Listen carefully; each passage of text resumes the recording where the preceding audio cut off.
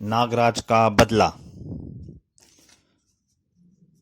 आतंकवादी गिरोह से निपटने के लिए नागराज जंग के मैदान में कूद पड़ा और सबसे पहले उसने आसाम में सक्रिय आतंकवादी गिरोह से टक्कर ली, जिसका सरगना बुलडॉग नामक व्यक्ति था। बुलडॉग के हेडक्वार्टर पर जबरदस्त बमबारी हुई, जिसमें नागराज और उसके साथी रोमो टनों मिट्टी के ढेर में दब गए।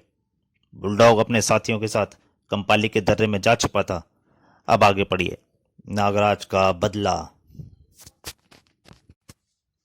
दोस्तों, अगर आप इस कहानी का पूरा आनंद लेना चाहते हैं तो इससे पहले नागराज की कब्र, जो इस कहानी के पीछे भाग में डाल चुका हूँ, वो जरूर पढ़िएगा, तभी आपको इस कहानी का पूरा आनंद मिल पाएगा। अब आगे पढ़िए।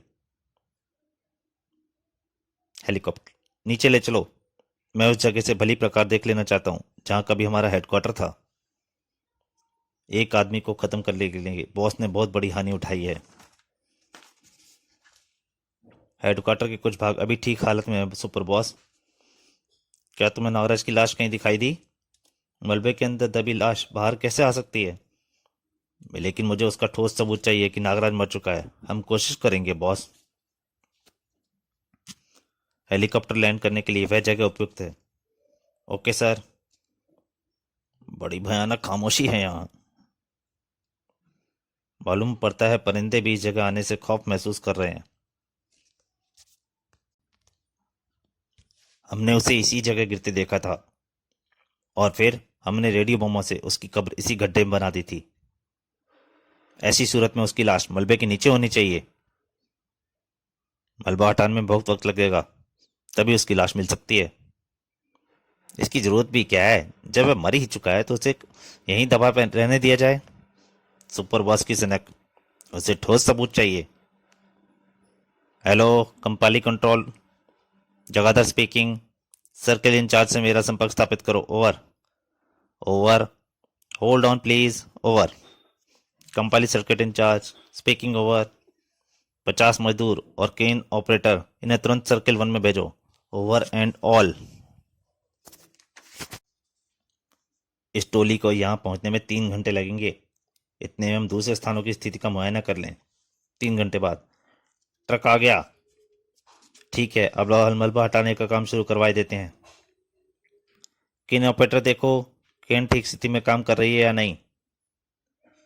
और तुम लोग इस जगह का मलबा हटाने का काम शुरू कर दो। मलबा हटाया जाने लगा। क्रेन ठीक है बॉस। इस जगह का मलबा हटाकर गड्ढों को पाटना शुरू करो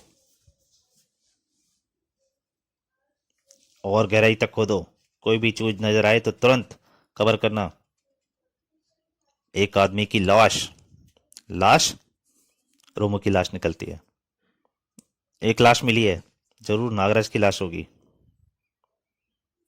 यह लाश नागराज की नहीं है, उसके साथी रोमो की है। बेचारे को कब्र में शराब भी पीने को नहीं मिली।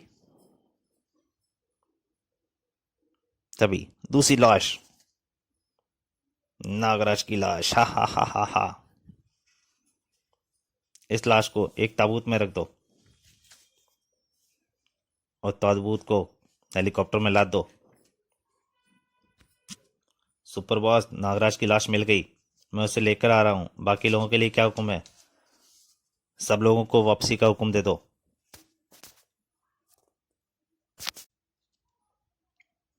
तुम लोग वापस कंपाली दर्रे में पहुंचो। और हेलीकॉप्टर नागराज की लाश लेकर उड़ चला। सुपर बॉस, आप हेडक्वार्टर को पुनर्स्थापित करने का आदेश क्यों नहीं देते? पहले यह देखना जरूरी है कि नागराज ने किन किन लोगों को इसकी जानकारी दी है। शीघ्र ही कंपाली जिले के ऊपर हेलीकॉप्टर उड़ान भरता नजर आया। सिग्नल पास करो। उधर कंपाली हिल के किले में मीटिंग चल रही थी। कंपाली एक आजाद रियासत है और 3 देशों की सीमा इससे मिलती है। इससे बेहतर स्थान आपके लिए और कोई दूसरा नहीं हो सकता मिलो डॉग। और तुम्हारे हक में भी यह बात जाती है महामंत्री के लॉल। इस मीटिंग में जितने भी लोग मौजूद हैं वह कंपाली रियासत के सर्वशक्तिमान व्यक्ति हैं और सब मेरे साथी हैं। तुम लोग कंपाली के राजघराने को क्यों नजरअंदाज कर रहे हो? राजघराना सिर्फ मान मात्र का है, रियासत की देखभाल हमें ही करनी पड़ती है। कि लॉल मेरे दोस्त, क्या तुम कंपाली की प्रगति में मुझे साझेदार बनाना चाहते हो? आप ठीक समझे मिस्टर बुलडॉग। मेरे महाराजा से आपको यह भूभाग इसलिए दिलवाया है क्योंकि आप यहाँ की विकासशील योजनाओं की पूंजी लगाएंगे। हम पूंजी लगाने के लिए तैयार हैं। उसकी रूपरेखा हमने तैयार कर ली है। अभी तक हम यहाँ से सिर्फ अफीम का कारोबार कर रहे थे, लेकिन अब हम यहाँ हथियारों की फैक्ट्रियाँ लगाएंगे क्योंकि हथियार सबसे अधिक मुनाफे का धंधा है। और कंपाली रियासत इस कारोबार में हमारी साझेदार होगी। इसके शेयर कंपाली के बाजारों में फैलाना तुम्हारा काम होगा,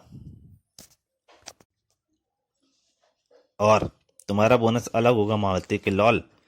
कागजात पर हस्ताक्षर करवाना तुम्हारा काम होगा। ऑल राइट, यह सब आप मुझ पर छोड़ दो। मीटिंग समाप्त होने के बाद किल्लौल इस रियासत का महाराजा बनने का ख्वाब देख रहा है। यह सबसे महत्वपूर्ण बात है, लेकिन इस काम की शुरुआत तब होगी जब महाराजा पूरी तरह से मेरी मुट्ठी में आ जाएगा। सुपर बॉस, हेलीकॉप्टर लैंड हो गया है। ताबूत को किले के स्ट्रांग रूम में पहुंचा दो।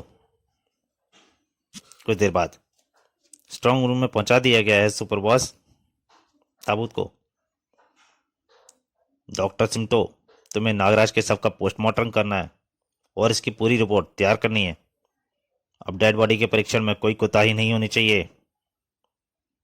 हम नागराज जैसा ही आदमी तैयार करेंगे, बशर्ते कि हमें उसकी आंतरिक क्रिया की संपूर्ण जानकारी प्राप्त हो जाए। मैं आपका स्वार्थ समझ गया, आप चिंता न करें, मुझे इस काम का पूरा अनुभव प्राप्त है। स्ट्रांग रूम में डॉक्टर सिम्टो ने परीक्षण किया। यह 100% मृत है। डेड बॉडी को ऑपरेशन रूम में पहुंचा दो। नागराज को स्ट्रेचर द्वारा ऑपरेशन रूम में लाया गया। ऑपरेशन रूम में डॉक्टर सिम्टो ऑपरेशन के लिए तैयार था। अगर मैंने इसके मुकाबले का ऐसा ही शक्तिशाली मानव तैयार कर दिया तो मैं सबसे बड़ा दौलतमंद इंसान कहलाऊंगा। सबसे पहले इसके ब्रेन का ऑपरेशन होना चाहिए। नागराज की आंखें खुल गईं और सम्मोहन की एक प्रचंड लहर डॉक्टर सिम्टो की आंखों को भेदती चली गई।